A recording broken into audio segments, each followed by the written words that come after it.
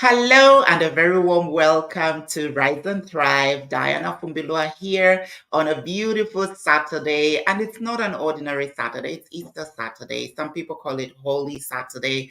And I know that most of you could be in holiday mode. Maybe you are just relaxing at home. Some of you have traveled with your families, you've gone on holiday. Whatever you're doing, I hope you can catch me or you can catch me later when you get a spare moment to listen in. But hey, happy Saturday. And can you imagine it's the last Saturday of March? And I thought, let me bring some wisdom that will help you kind of wrap up your month. And today I am coming from a perspective that I draw from my mentors from the John Maxwell team. Some of you may know I'm a certified and licensed John Maxwell coach, teacher, and trainer, and a speaker as well. So I want to draw from some of the things that I learned from a lesson on failure, because some of you may have come to the end of this month and we have talked about acceleration, how you can soar, how you can build your momentum. And you might be here saying, oh my goodness, for me, I've come up against failure. I've come up against obstacles. Things have not worked as I thought they would. And so this word is for you.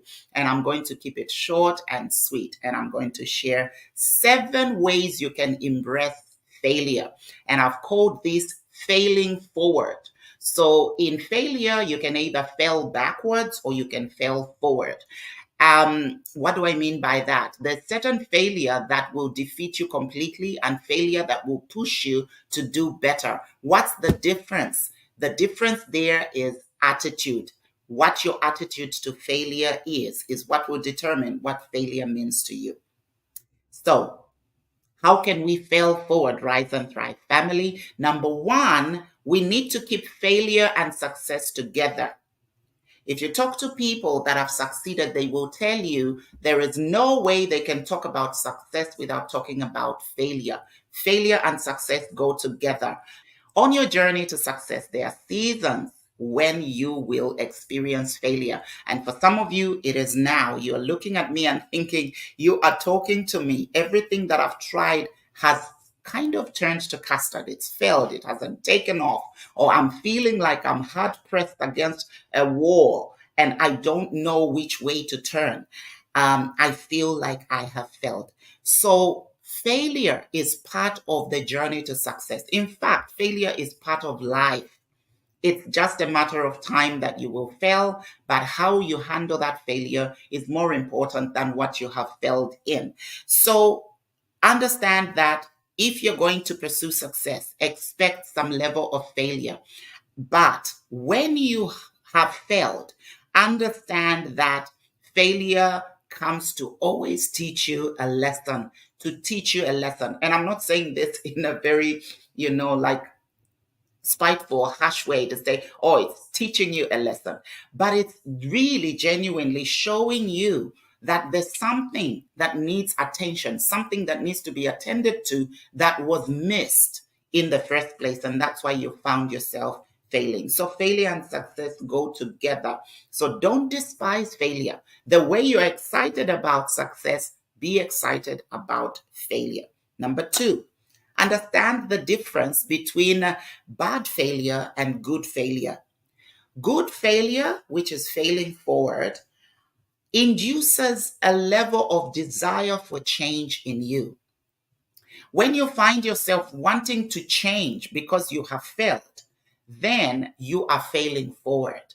But on the contrary, when you have failed and you want to give excuses and you want to hold on to the same way that you did the thing that failed, that is failing backwards. Chances are that thing will keep knocking you back and knocking you back until you actually understand that it's not working and you need to adjust how you do things. So failure has a way of showing you the lessons that are hidden within it. And that's when it becomes good failure, where you fail forward. Number 3, embrace hard. I love this because life is hard as a whole. And if we don't actually take it the way it comes, we run into the danger of injuring ourselves. Because when you fight back against things that are actually meant to be like that, you end up injuring yourself. So the moment you embrace that fact that life comes with some element of easy and some element of hard, you will understand that when failure comes, it is to be embraced. You have the potential to actually embrace hard. The fact that you're still here means that you've embraced some hard things to come this far. So even this hard of failure, you can embrace it and work around it and see how you can navigate it to produce results for you. Number 4, anticipate failure. When you anticipate something, you're better positioned to actually deal with it. But when we live in La La Land and think that it's all going to be beds of roses, when the fire comes, we will cry foul. We will feel like the world is being unfair. Everyone doesn't like me. But it's because you failed to anticipate and prepare for those rainy days that are only far ahead of you. It's just a matter of time that they will come. People that prepare for failure actually do well with failure. Number 5, develop a process to receive a return from your failure. There's a process that you follow. So first you test, then you fail, then you learn, then you actually improve from what you have learned, and then you re-enter the process. You fail again, learn, improve, re-enter, test, fail, learn, improve, re-enter.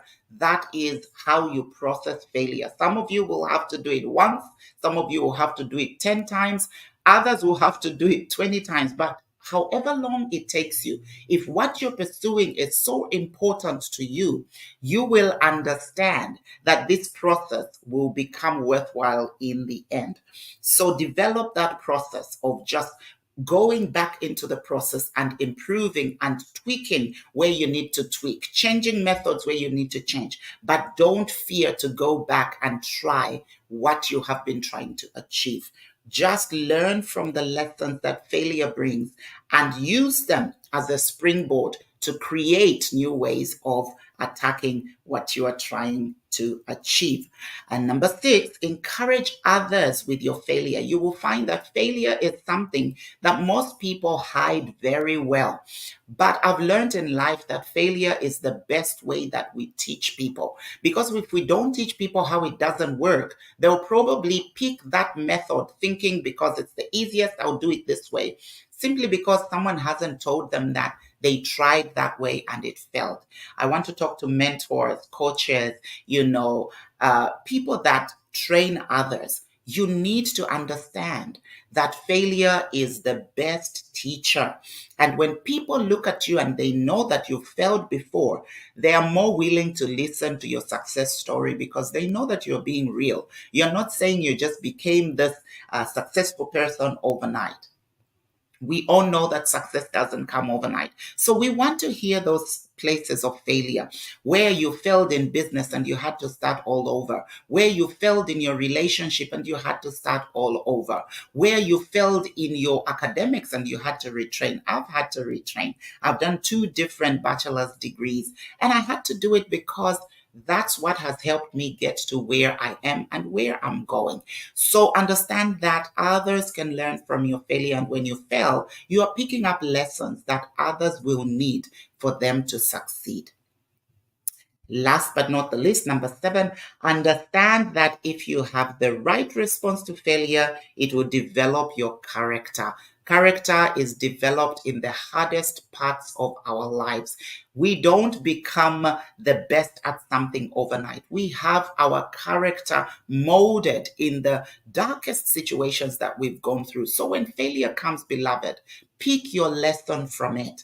Understand that it has come to push you forward, and you have to determine in yourself that you're going to fail forward and that no failure is going to push you back and make you fall back and stay in that position of defeat. You can face failure even as you have come to the end of March. Failure can become your ally. You can build systems around your failure that will ensure that you emerge with the lessons that maybe others have never even learned, because everyone's failure is different and the lessons we draw from that failure are also different. This is why I encourage you to share your failures with your mentees, with the people you coach, with the people you are leading. Share your failures and make them understand that even in their season of failure, there's a success story that awaits them. Hey, I thought I should come here and have a quick chat with you as we end the month of March.